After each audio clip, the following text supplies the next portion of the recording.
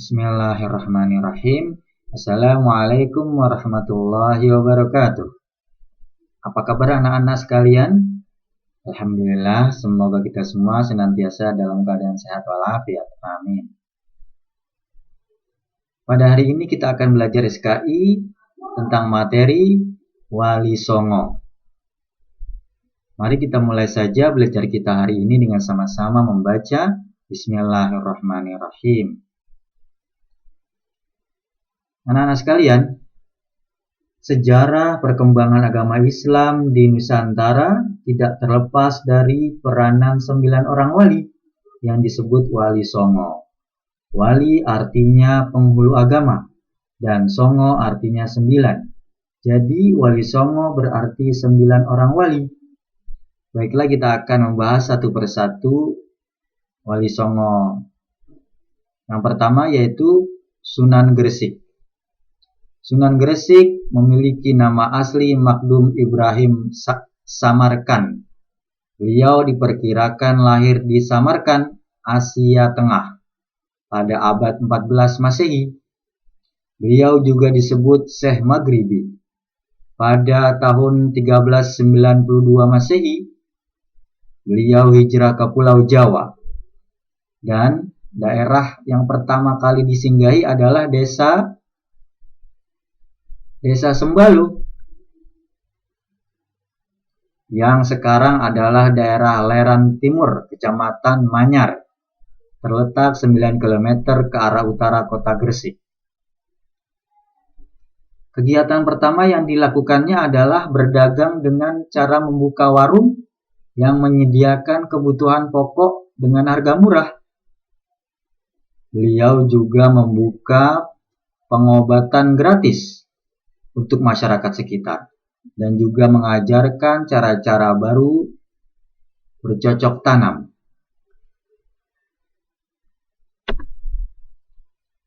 Kota Tandes di Gresik yang terbuka bagi orang luar membuat penduduk di sini terbiasa menerima setiap orang asing yang datang.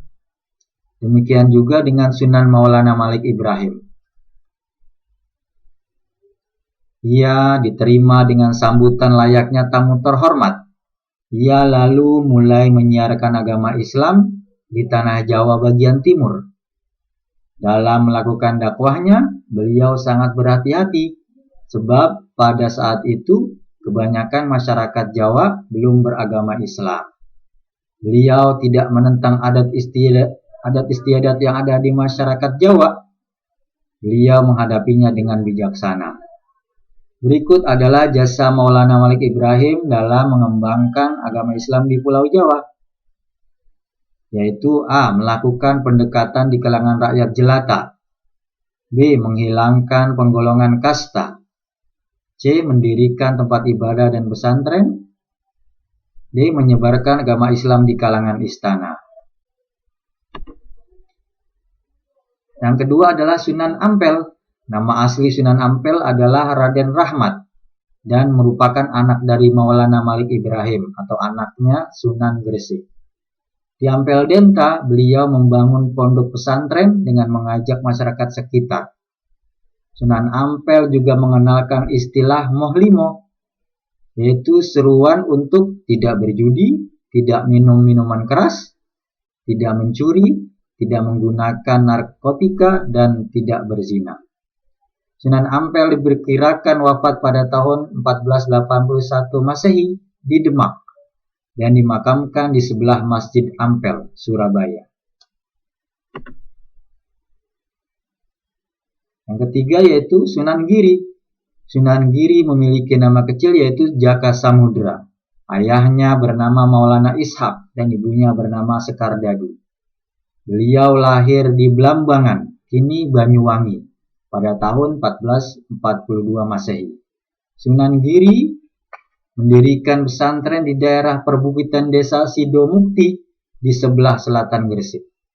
Jasanya yang terbesar adalah menyebarkan agama Islam di Jawa hingga ke Sulawesi dan Nusa Tenggara, baik dilakukannya sendiri maupun mengutus muridnya keluar pulau. Di bidang kesenian, beliau juga berjasa besar karena beliau yang pertama menciptakan Asmaradana dan Pucung.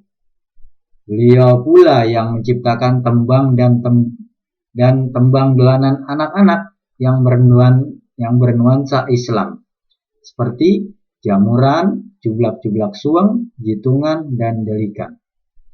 Sunan Giri juga mendapat gelar Raden Paku dan Ainul Yakin. Beliau memerintah kerajaan Giri selama kurang lebih 20 tahun.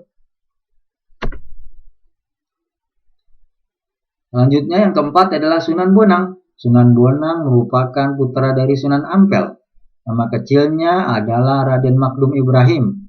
Beliau lahir pada tahun 1465 Masehi. Sunan Bonang berdakwah di daerah Lasem, Rembang, Tuban, di Provinsi Jawa Timur. Dalam berdakwah, Sunan Bonang sering mempergunakan kesenian rakyat, yaitu berupa seperangkat gamelan yang disebut bonang. Bonang adalah sejenis kuningan yang ditonjolkan bagian tengahnya. Bila benjolan itu dipukul dengan kayu lunak, timbullah suara yang merdu. Sunan Bonang menciptakan tembang-tembang yang berisikan ajaran Islam. Sunan Bonang juga terkenal sebagai dalang yang pandai mengubah cerita pewayangan dengan memasukkan ajaran agama Islam. Sunan Bonang wafat di Pulau Bawean pada tahun 1525 Masehi dan dimakamkan di kota Tuban, Jawa Timur, sebelah barat Masjid Agung. Yang kelima yaitu Sunan Kalijaga. Nama kecil Sunan Kalijaga adalah Raden Mas Said. Ia lahir pada tahun 1450 Masehi. Ayahnya bernama Raden Arya Wilatikta dan ibunya bernama Dewi Nawangrum. Dalam dakwahnya, Sunan Kalijaga memilih kesenian dan kebudayaan sebagai sarana berdakwah. Dialah pencipta baju takwa, perayaan sekatenan, dan gerbek maulud atau gerbek maulid yang sampai sekarang masih dilakukan masyarakat Jawa. Usaha Sunan Kalijaga dalam berdakwah adalah 1. Mengarahkan cara beribadah.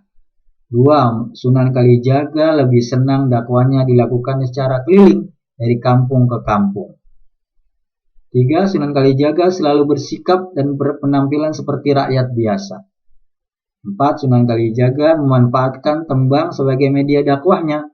Tembang andalannya adalah Dandang Gula dan Lir Ilir. 5. Sunan Kalijaga juga menciptakan seperangkat gamelan yang terkenal dengan sebutan sekaten. 6. Beliau juga menggunakan beduk untuk memanggil orang sholat. Sunan Kalijaga menyebarkan agama Islam di Kalidangu, dekat Demak, sampai di wilayah selatan Mataram, Jawa Tengah. Beliau wafat sekitar tahun 1550 Masehi atau 957 Hijriah dan dimakamkan di Kadilangu di Jawa Tengah.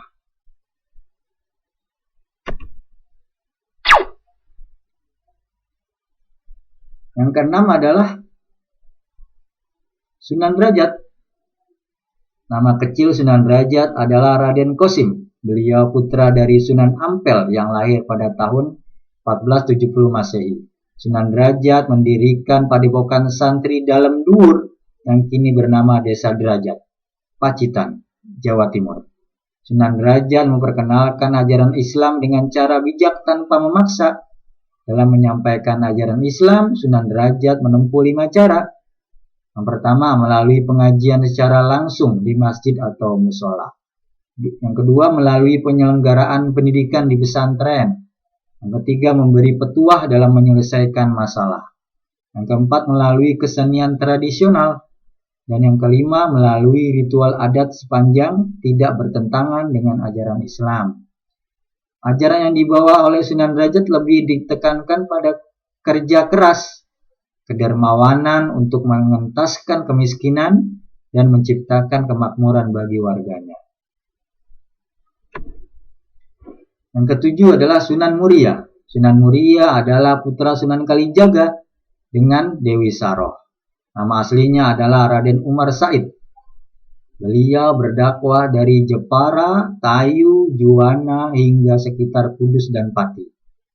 Beliau bergaul dengan masyarakat jelata sambil mengajarkan keterampilan bercocok tanam, berdagang, dan melaut. Oleh sebab itu, beliau berjasa dalam menyiarkan agama Islam di pedalaman Pulau Jawa. Beliau mempertahankan kesenian gamelan dan wayang sebagai alat dakwah, dan beliau pula yang menciptakan tembang Sinom dan Kinanti.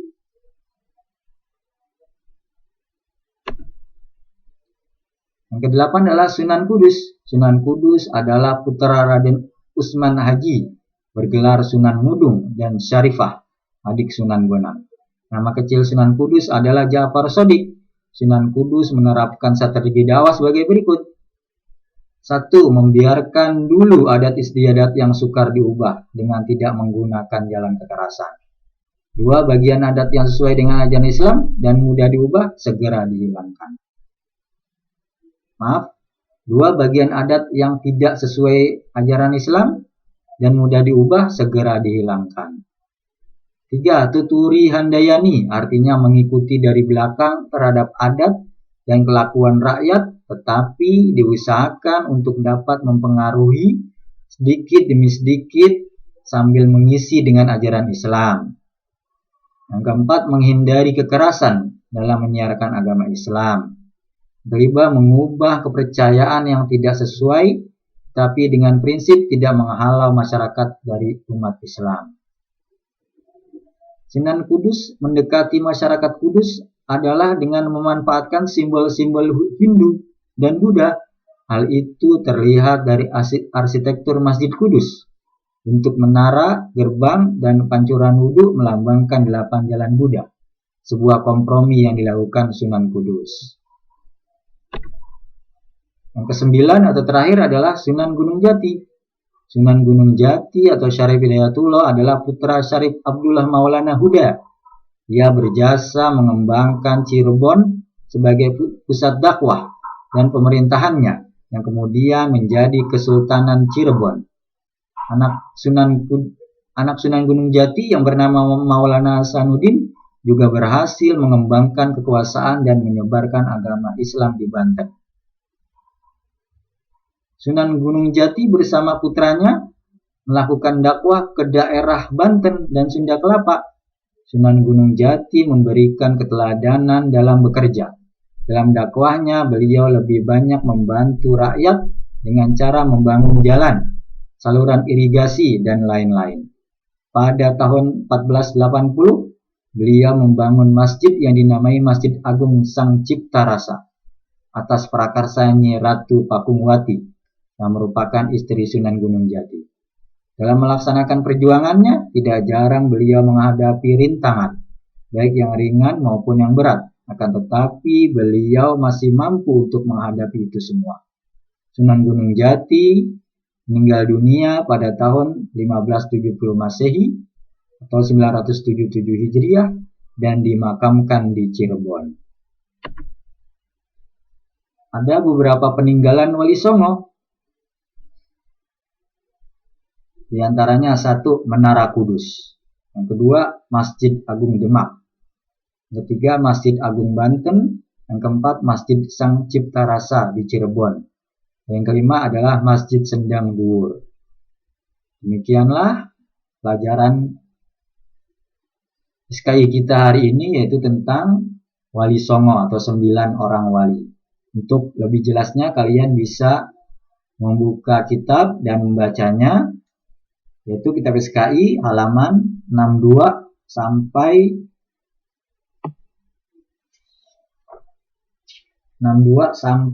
74. Silakan dibaca kitabnya. Sekali lagi, yaitu halaman 62 sampai 74, sehingga kalian dapat memahaminya dengan lebih sempurna lagi. Demikianlah pelajaran kita hari ini. Mari kita tutup dengan sama-sama membaca Alhamdulillahirrabbilalamin. Assalamualaikum warahmatullahi wabarakatuh.